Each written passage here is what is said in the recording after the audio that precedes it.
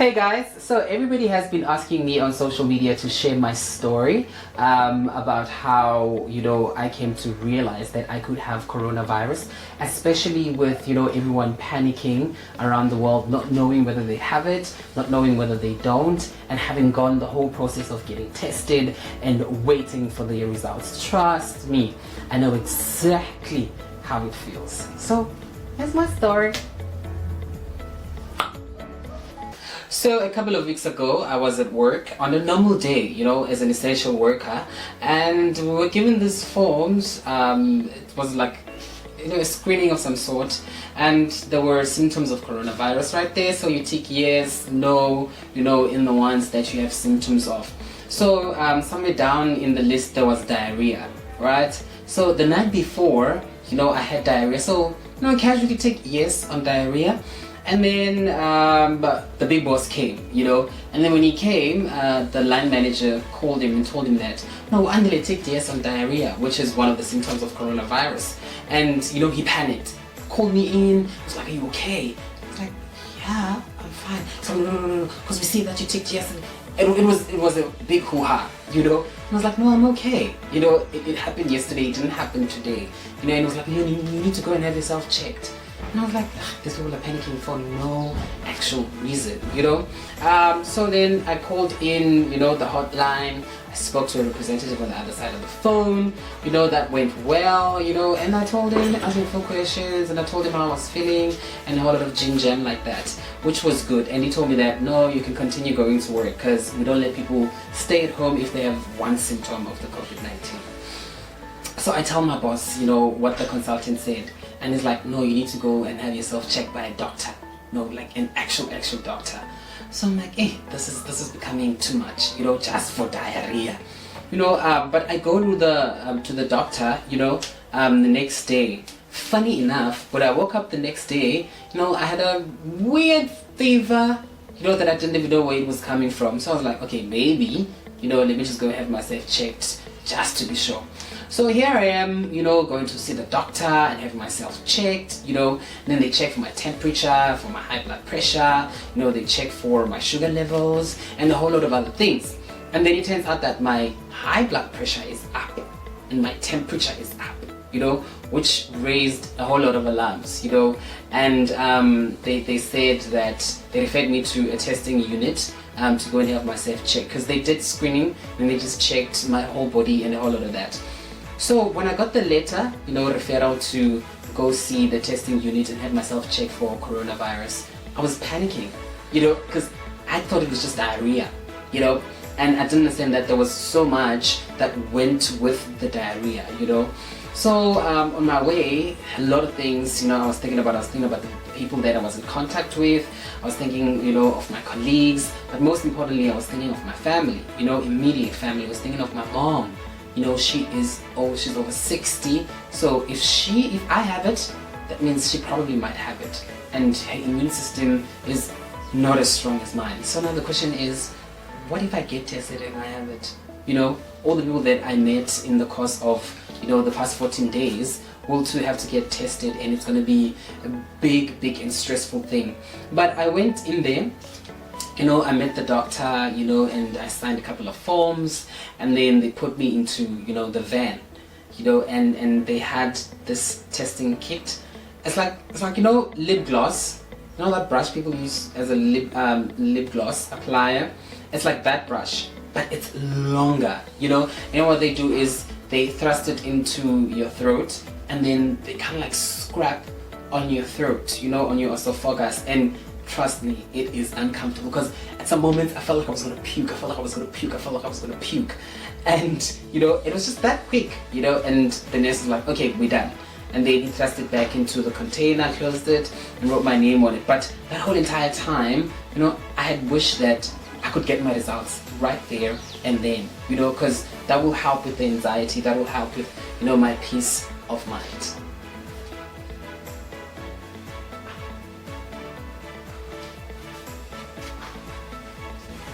And then came the waiting process. The doctor told me that it was going to take, 3 to 4 days for me to get my results.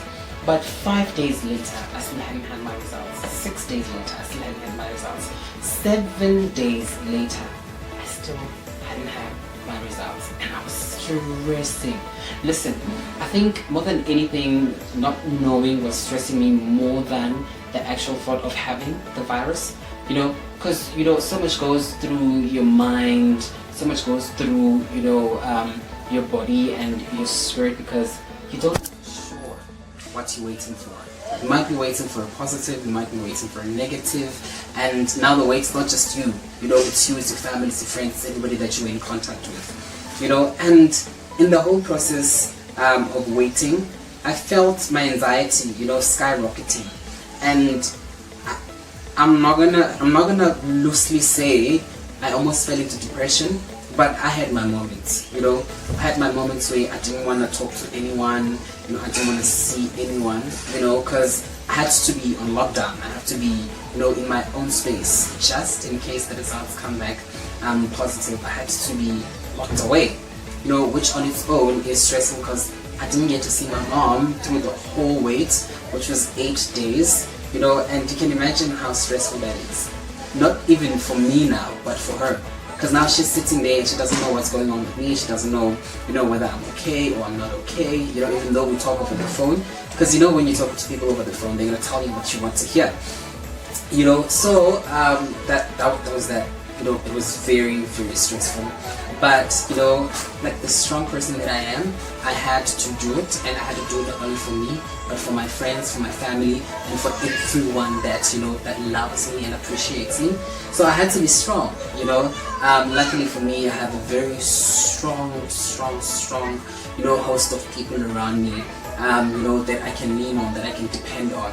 You know, and people were calling in, people video calling me, people texting me, you know, sending me good wishes, you know, and, you know, words of hope and words of love and words of kindness, you know, just for me to know that I'm not alone.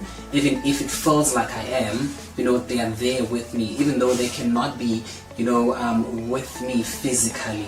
But in spirit they are there, you know, in prayer they are there, you know, in thought they are there.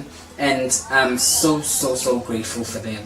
Like, I really am grateful for them, because they helped me through that whole process of waiting for my results to reach me.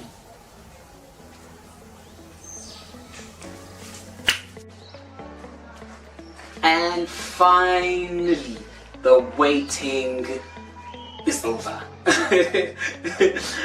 So about 2 days ago, I got an SMS, you know, and I received my results. Listen, when I got the SMS, you know, casually, you know, because, you know, we get SMSs on our phones and you just check them. So casually I opened it, you know, and then it said Dear Andile Langa, and then it had my ID number on it. So now I'm like, oh yeah, this is serious. Because if it has my ID number, you know, like if it has my name, my full name, then that I understand, you know, because it could be, you know, Telkom, it could be whatever that is sending me, you know, an SMS, but it had my ID number. So it's like, okay, this is serious, you know. And I continued on to read, you know, and it stipulated that, you know, this message is to let me know, you know, what my coronavirus status is. And when I read, which was very, you know, mind-blowing, because I read negative, but I had to read it like 2 more times just to be sure, you know, that what I was reading is exactly what's written on the text. And the relief that I heard, like, I had this sigh of relief that I felt like the whole world could just hear it, could just feel it, you know, and I felt a huge, you know, load off my shoulder just disappearing, you know. And, you know, the whole thought of having to tell my mom and having to go home and seeing my mom, you know, and seeing, you know, my family, my nieces, my nephews, my brothers and my sisters, you know, it was just exciting, you know. And after I received my results, this is the one thing that I told myself. I told myself, if before I got tested, I put myself in the risk of contracting the virus, I am not doing that again. You know, because that thing of casually not washing your hands, casually not sanitizing, casually touching your face every now and then because you're wearing a mask, you know, or you're wearing, you know, those bulldozers, you know, over your face, you know, and you tell yourself, I'm not gonna get COVID, I mean, Miss Coco ain't gonna come to me, can miss me with that, you know. But now, after I got my results, I'm more, you know, I'm more aware of my space, you know. And on top of that, I'm more aware of who is around me, you know, how everyone around me is. You know, if you cough, I panic. If you sneeze, you know, if you have fatigue, any of the symptoms of the COVID-19, then I panic and I'll push you to go and have yourself tested, you know, because it took me one symptom, you know, to change my whole entire life around, you know, and to look at things as, you know, as a fresh start, as a new beginning. And I was having this conversation with my mom, and I was like, wow, if you've never tasted, you know, or if you've never felt the sight or the sound of, you know, fear, this was an introduction to. And now I realize that that's the space that I never ever want to be in. And that is why I'm making a conscious decision to stay safe, to keep myself safe. And, you know, in this time, I think everybody needs to understand that there's no being uncomfortable. You know, if somebody sneezes, move away from them. There's not a thing of, how are people gonna feel? No, honey, this is your life we're talking about. This is you we're talking about. You don't have 9 lives, you have 1 life. You know, so hopefully sharing my story, you know, inspires someone out there.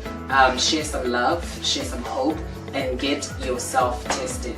But most importantly, if there aren't any facilities closer to you, keep washing your hands, keep sanitizing, you know, keep making a conscious decision not to touch your face so that you can save yourself from contracting the virus. I love you.